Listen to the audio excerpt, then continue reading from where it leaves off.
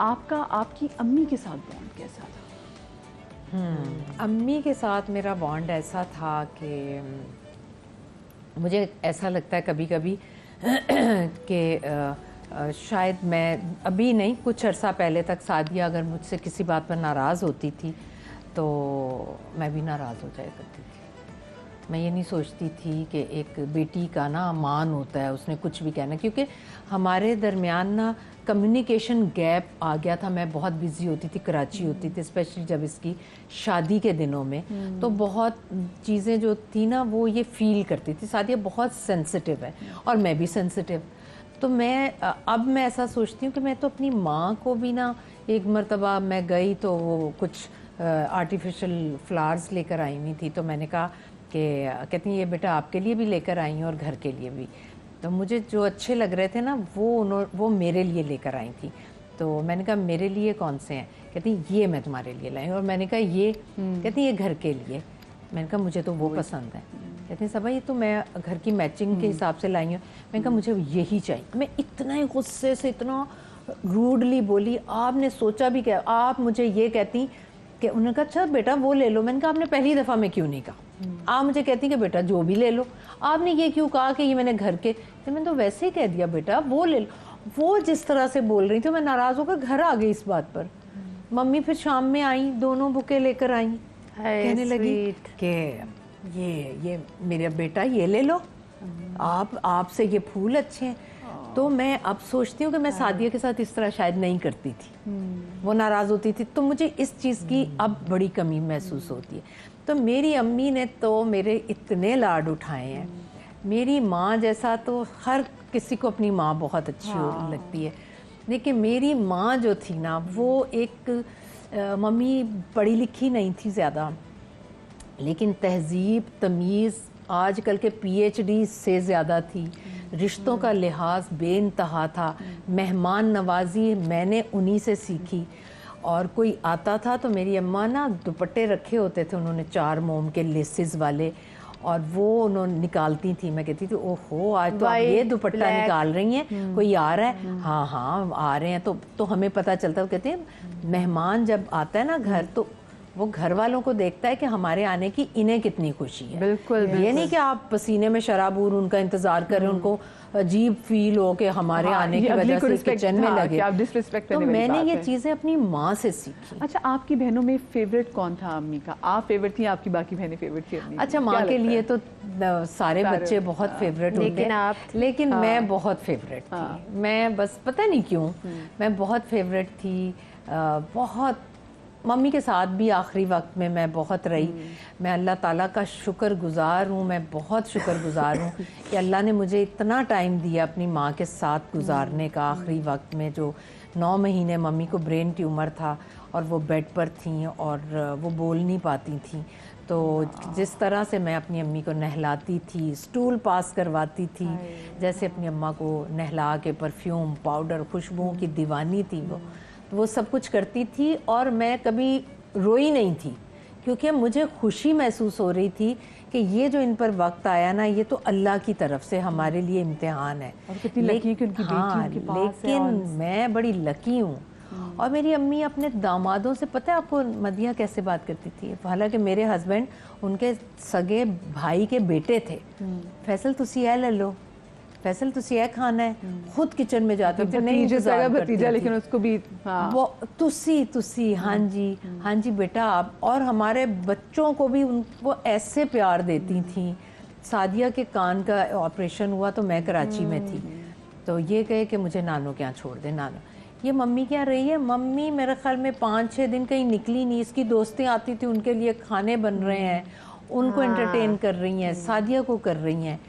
Mummy بس ایسی تھیں کہ میں آپ کو کیا بتاؤں. وہ جو جیسے بھی آپ نے کہا بھی نا کہ جو ان کی لائف کے آخری 9 مہینے تھے تو وہ آپ کے پاس ہی، تو میں سمجھ سکتی ہوں آپ نے جیسے بات بھی کی نا کہ جب اسٹول بھی پاس کرنے سے، this is something I can relate کہ جب آپ کے پیرنٹس، آپ کی ماں بیڈ پر ہوتی ہے تو کن کی چیزوں کا خیال رکھنا ہوتا ہے.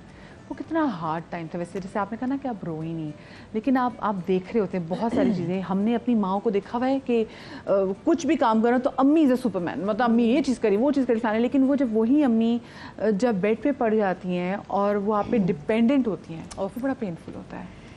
بہت پینفل تھا. اور میں اسلام آباد میں دبئی میں ان دنوں ایک سوپ کر رہی تھی, اور جب مجھے پتہ چلا کہ ممی کو برین ٹیومر ہے تو میں نے ان لوگوں کو کہا, حالانکہ وہ میرا کریئر کا سٹارٹ تھا, میں نے انہیں کہا کہ میں اب آ نہیں سکوں گی. انہوں نے کہا نہیں آپ کو وائنڈ اپ کرانا ہوگا. میں نے کہا ابھی وائنڈ اپ کریں کیونکہ میری امی بیمار ہے, میں انہیں چھوڑ کر نہیں آؤں گی. اور آج اگر میں سوچوں کہ میں کام چھوڑوں تو میرے بجٹ پر کیا فرق پڑے گا, میری زندگی پر کیا فرق پڑے گا, تو بہت ساری چیزیں سوچنی پڑتی ہیں. مدیہ اس وقت میں نے کچھ سوچا ہی نہیں, اور میں چھوڑ کر آ گئی. بات ماں کی تھی. اور میری سوال کیا کیا تھا آپ نے؟ وہی نا کہ کتنا ہارڈ تھا آپ کے لیے. بہت مشکل ٹائم تھا, بہت مشکل ٹائم تھا, کیونکہ ہمارے گھر کا ایک پلر میری ماں تھی, اور ان کو بیماری بھی ایسی لگی کہ وہ پھر برین ٹیومر ہوا تو وہ 6 ماہ تو وہ بول نہیں سکی. تو ڈاکٹرز کہتے ہم سب بہن بھائیوں نے, اچانک ہوا نا, اور اچانک ہوا. اور میں صرف میں نے خدمت نہیں کی, میرے بھائیوں نے, میری بھابھیوں نے, میری دونوں بہنوں نے, سب نے. لیکن چونکہ سب اپنے اپنے گھر میں تھے, اور میرا گھر ممی سے ڈسٹینس اتنا ہی تھا کہ میں 5 منٹ میں پیدل چلی جایا کرتی تھی. تو میں جاتی تھی, انہیں کبھی کبھی میں ویل چیئر پر بٹھا کر اپنے گھر لے آیا کرتی تھی. ان کے لیے کمرہ تیار کیا, میرے بچوں نے ان کی خدمت کی. لیکن ان کی جو تکلیف تھی ان کو لاسٹ میں, تو کبھی ڈاکٹر نے کہا تھا کہ جب انہیں فٹس پڑیں گے نا تو یہ بیڈ سے اتنا اونچا اچھلیں گی, اتنی تکلیف ہوگی. لیکن مدیہ میں دعائیں بس کرتی تھی, اللہ میاں آپ نے لے جانا ہے لے جائیں, لیکن ہمیں میری ماں کی, کیونکہ میری اماں بہت صابر خاتون تھی, تکلیف نہ دکھائیں. صابر ماں تو بتاتی ہی نہیں ہے کہ اندر گزر کے. اور آپ کو بتاؤں 9 ماہ میں ان کی ہائی بھی نہیں سنی ہم نے. اور ڈاکٹرز کہتے تھے یہ 4 ماہ سے زیادہ مجھے نہیں لگتا تھا سروائیو کر سکیں گے, آپ بچوں نے ان کو جانے نہیں دیا. اور جب وہ, یہ بات شاید میں نے کبھی نہیں ڈسکس کی, جب ممی کی ڈیتھ ہوئی ہاسپٹل میں ہوئی تو میرے بھائی باہر تھے, اور انہوں نے کہا کہ جب تک میں نہیں آؤں تو ہم نے انہیں کولڈ سٹوریج میں رکھا. اب میری امی ہمیشہ کہا کرتی تھیں, میری پھپھو فوت ہوئی تو ادھر سے آئیں تو کہنے لگیں کہ آپا کا چہرہ جو ہے نا نیل پڑے ہوئے تھے, مجھے بڑا دکھ ہوا. یہ جب جنازہ پڑا ہونا ایک خوبصورتی ہونی چاہیے, اور جنازے والے گھر میں نا یہ جو شور ہوتا ہے نا رونے پیٹنے کا, یہ نہیں ہونا چاہیے. اے سی چلتے ہوں, نوکر آ کے پانی پوچھ رہے ہیں, خاموشی سے بیٹھے ہوں, اور ایسے. تو یہ ممی جب فوت ہوئی, آپ یقین جانیں مدیہ میرے دماغ میں یہ چیزیں چل رہی تھیں. لوگ سمجھتے تھے پتہ نہیں صبا تو پاگل ہو جائے گی رو رو کے. میں نے اپنے بھابھی کے بھائی کو بلایا جو کہ ممی کو بھی بہت عزیز تھے, اللہ تعالیٰ ان کو صحت دے, وہ ہمارے دل کے بہت قریب ہیں کیونکہ میری اماں بہت پیار کرتی تھی, رضا بھائی کو. تو انہیں میں نے بلایا, میں نے کہا رضا بھائی یہ تو ہو گیا, میری ماں کا وقت ختم ہو گیا, لیکن میری ماں کی خواہش تھی کہ میں جب جاؤں تو میں شان سے جاؤں.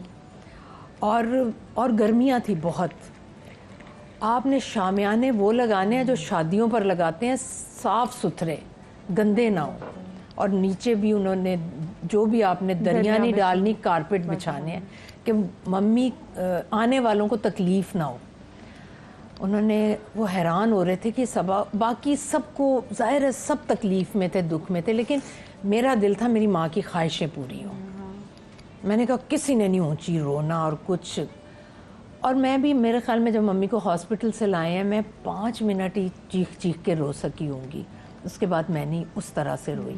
پھر ہم نے کولڈ سٹوریج میں رکھا, تو جب ہم لینے گئے, بھائی آیا تو میں اور میرے بڑے بھائی گئے, تو جب انہیں ایمبولینس میں لٹایا تو میں نیچے بیٹھ گئی, اور میں نے دعا کی کہ اللہ میاں میں اپنی ماں کا چہرہ دیکھوں تو کوئی نیل نہ پڑے ہوں. ممی چاہتی تھی میں خوبصورت لگوں, اور اگر ایسا ہوا نا تو میں ایک آنسو نہیں بہاؤں گی. ممی کا جب تک جنازہ نہیں اٹھے گا میں ایک آنسو نہیں بہاؤں گی. میں نے ان کا جب چہرہ ہٹایا دیکھا تو مجھے لگا کہ میری ماں سو رہی ہے, میرے چہرے پر مسکراہٹ آئی. پھر ہم نے بہنوں نے بھی ان کو غسل دیا اور جب ان کو ہم نے لٹایا, اٹس ویری ٹف اپنی ماں کو غسل دینا. جب ان کو لٹایا تو سب جو دیکھ رہے تھے وہ کہتے لگتا ہے مسرت سو رہی ہے. مسکراہٹ تھی اور خوبصورتی تھی ایسی میری ماں کی کہ میں آپ کو بتا نہیں سکتی.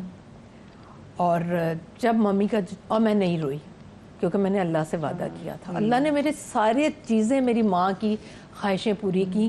جب جنازہ لے کر گئے تو میں نے سڑک پر کھڑے ہو کر دیکھا تو اس وقت جو اپنے وہ اینڈ تک گاڑیاں ہی گاڑیاں تھیں اور شان سے میری ماں جا رہی. سب آپ ہم جو کنٹرول کر رہے ہوتے نا یہ ضبط کے بند ٹوٹتے ہیں, مطلب اس وقت آپ نہیں روئیں لیکن بعد میں تو پھر ظاہر ہے بعد میں تو پھر کیونکہ ماں جیسی ہستی نہیں ہے کوئی, ہو ہی نہیں سکتی. بالکل بے لوس انکنڈیشنل لو جسے کہتے ہیں نا. سب سے رقم یاد آتی ہے آپ کو امی؟ کون سے ایسے موقع ہوتے ہیں جس پہ آپ کو سب سے آپ کی امی یاد آتی ہیں؟ جب میں گرمیوں کے سوٹ لیتی ہوں.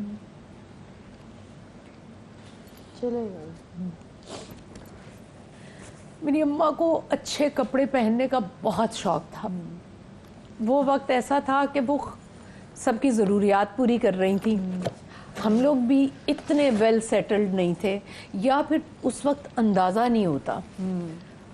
لیکن میں تب بھی اپنی اماں کے لیے سوٹ لایا کرتی تھی. جب وہ بیمار ہوئی میں ان کے لیے 5-6 سوٹ لیے اور میں نے سلوائے تو مجھے درجن کہنے لگی کہ باجی یہ تو آپ نا ہلکی پھلکی لون لیتی اور بنوا لیتی, انہیں کون سا میں نے کہا یہ آئندہ نہیں کہنا. یہ میں نے ان کو سیزن کے پھل پسند تھے.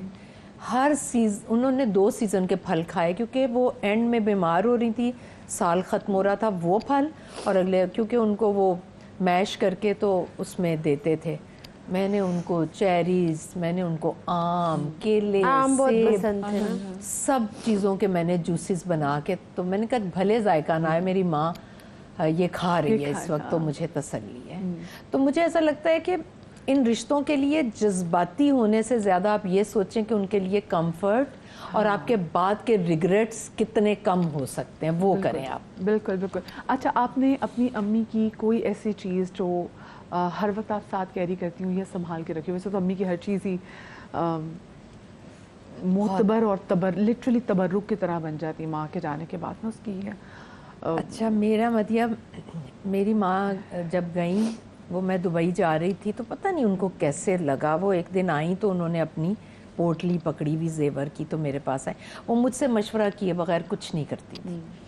تو میرے پاس آئیں تو کہنے لگیں کہ صبا یہ میری چیزیں ہیں, میں نے پرچی بنا کے بھی رکھ دی ہے کون سی کس کی ہے میں نے کہا اماں یہ باتیں نہ کیا کریں. یہ کیوں؟ کہتے ہیں بیٹا وقت کا کوئی پتہ نہیں ہوتا, تو سب کو ایسے ہی ملنے چاہیے یہ چیزیں. اور ان کی ڈیتھ سے کتنی پہلے؟ جب میں دبئی جا رہی تھی اور ان کو کچھ نہیں تھا, وہ بالکل ٹھیک تھی. میں جب گئی ہوں تو میرے بھائی نے بتایا کہ اس طرح نا وہ گیٹ پر گئی ہیں اور انہوں نے کہا کہ میں کہاں ہوں, اور ہم ڈاکٹر پر لے کر گئے. انہوں نے کہا انہیں برین ٹیومر ہے, وہ اتنا بڑا ہو چکا ہے کہ اس سے اب ہم چھیڑنے کا مطلب ہے کہ ان کا کوئی نہ کوئی حصہ جو ہے نا پیرالائز ہو جائے گا. تو میں نے کہا کہ نہیں. اچھا ممی خود بھی کہا کرتی تھی کہ میں بیمار ہو جاؤں نا تو میرے ساتھ چھیڑخانیاں نہ کرنا. اور ان کی نا ہارٹ بائی پاس بھی ہوا تھا, انہوں نے ایسا سروائیو کیا بائی پاس سے, اپنی ول پاور سے نا انہوں نے خود کو کھڑا کیا اور ماشاءاللہ بڑی انہوں نے ہیلدی لائف گزاری. جان ماری بہت مشکل ہوتا ہے بہت. تو جب پوٹلی لے کر آئے ہاں پوٹلی تو میں نے ویسے ہی وہ رکھ دی. جب ممی کی ڈیتھ ہوئی اس کے بعد سب نے میں نے کہا یہ ممی کی چیزیں, سب نے کہا کہ یہ بعد میں دیکھیں گے. میں نے کہا جب اتنی بڑی حقیقت ہم نے فیس کر لی نا تو یہ چھوٹی چھوٹی چیزیں جو ہے نا یہ کر لینی چاہیے. تو میں نے وہ چیزیں, بڑی بہن بھی تھی اور پھر رسپانسبلٹی بھی بالکل, اور ممی نے میرے سپرد کی تھی. وہ میں نے جو پڑھا وہ اس کے مطابق سب کو چیزیں میں نے دے دی. تو میرے بھائی کی بیٹی ہے اقصا, وہ ممی کو بہت پیاری تھی, بہت ممی اس سے پیار کر, کیونکہ وہ ساتھ رہتی تھی. ممی تو سب سے, سعدیہ سے, زنیبیہ سے, سب سے بہت پیار تھا, لیکن اقصا سے ان کو مجھے ایسا لگتا ہے کہ بہت پیار تھا.